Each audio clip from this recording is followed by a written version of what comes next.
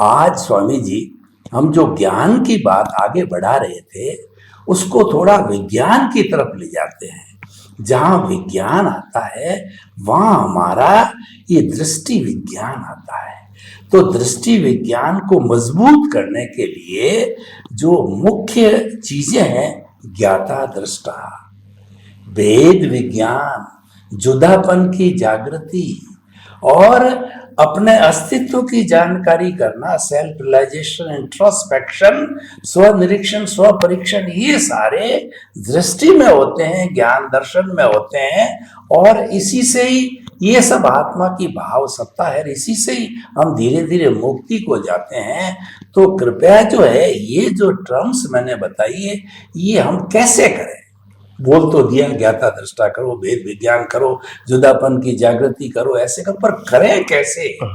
उसका कोई सरल तरीका बताइए, क्योंकि सिद्धांत अपनी जगह है, लेकिन ज्ञानी पुरुष होता है वो अपनी अनुभव की वाणी से रास्ता बताता है।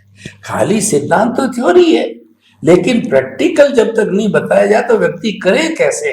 कृपया इनको थोड़ा प्रैक्टिकल कैसे करें वो थोड़ा अध्यात्म विज्ञान की दृष्टि से बताइए। धन्यवाद।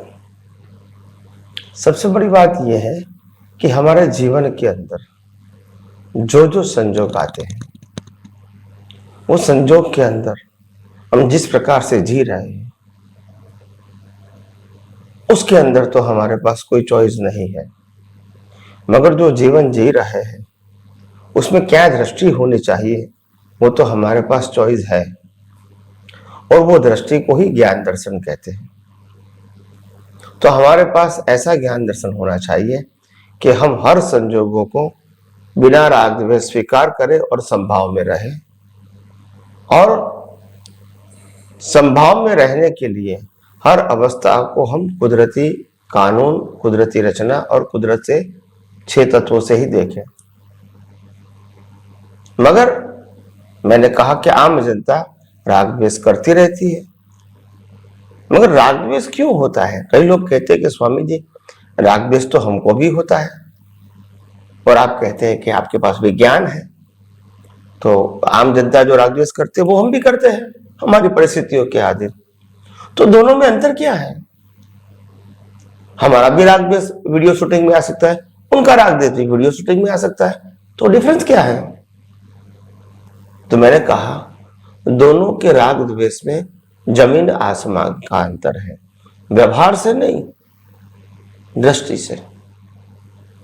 एक व्यक्ति राग द्वेष करती है और वो कर्ता भाव से करती है, और दूसरी व्यक्ति राग द्वेष करती है, उसको कुदरती रचना देखती है। तो दोनों की क्रिया तो एक ही हुई, मगर दोनों की दृष्टि अलग अलग है। तो कीमत किसकी है? दृष्टि की। जैसी दृष्टि वैसी सृष्टि।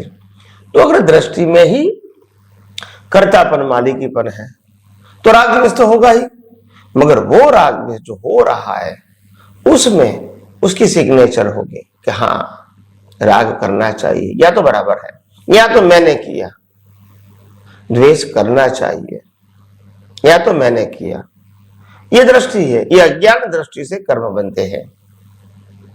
अगर विज्ञान दृष्टि होती यही संजोग में तो हम कहेंगे कि सभी अवस्था हमारी और सामने वाले की, दोनों का जो पैकेज है कर्म का, ये कुदरती रचना है। अगर ऐसा हम देखेंगे तो हम नए कर्म चार्ज नहीं करेंगे और हमारी उस अवस्था की जिम्मेदारी नहीं रहेगी।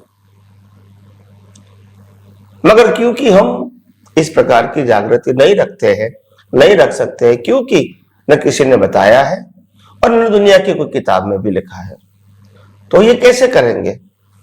तो इसीलिए कहा यहां अनुभवी ज्ञानी पुरुष की आवश्यकता है।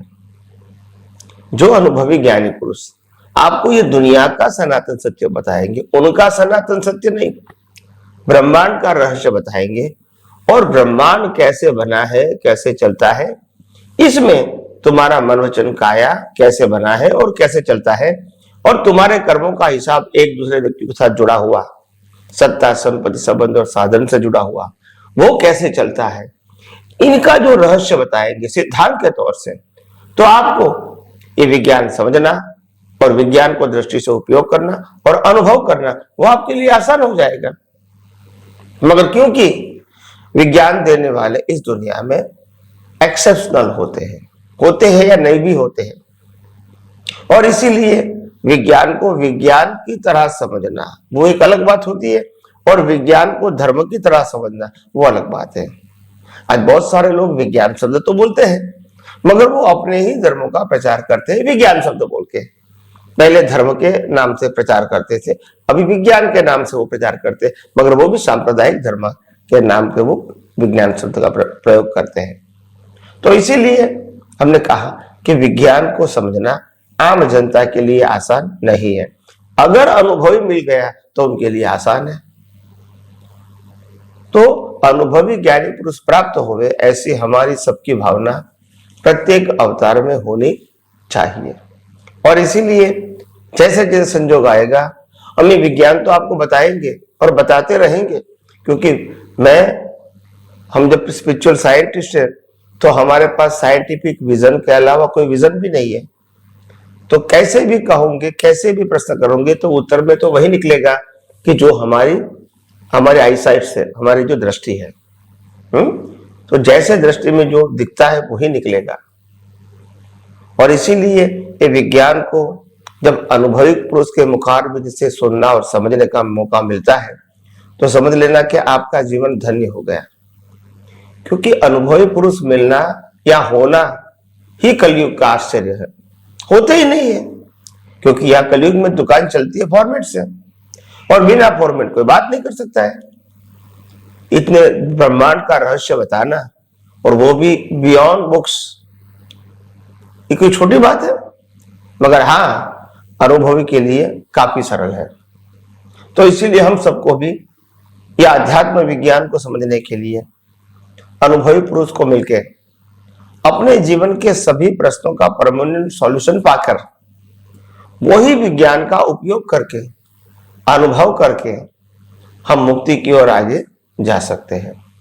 तो आइए हम सब यही विज्ञान को अपने जीवन में प्रैक्टिकल भाषा में समझें और उससे मुक्ति के रास्ते में आगे बढ़ने के जो हमारे नम्र प्रयास है इसमें और तरक्की होवे, यही मेरी आप सबको शुभकामना है।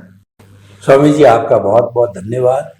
आपने बताया कि अनुभवी ज्ञानी पुरुष के मुखारविंद से निकली हुई बात है वो हृदयंगम होती है, और वो अनुभव वाणी होती है, वही सच्चा ज्ञान होती है, और वही हमारे दृष्टि के अंदर, ज्ञान दर्शन के अंदर वो परिवर्तन करती है। बाकी तो सब नॉलेज है, इंफॉर्मेशन है। जो सांप्रदायिक हमारे धर्म है वो इंफॉर्मेशन, नॉलेज रिलेटिव शक्ति की श्रेणी में आते हैं। स्वामी जी आपका बहुत बहुत धन्यवाद। आपने बहुत अच्छी बात कही, और रास्ता भी आपने बहुत सुंदर, सुगम और सरल बताया है। हर एक व्यक्ति इसको पालन कर सकता है।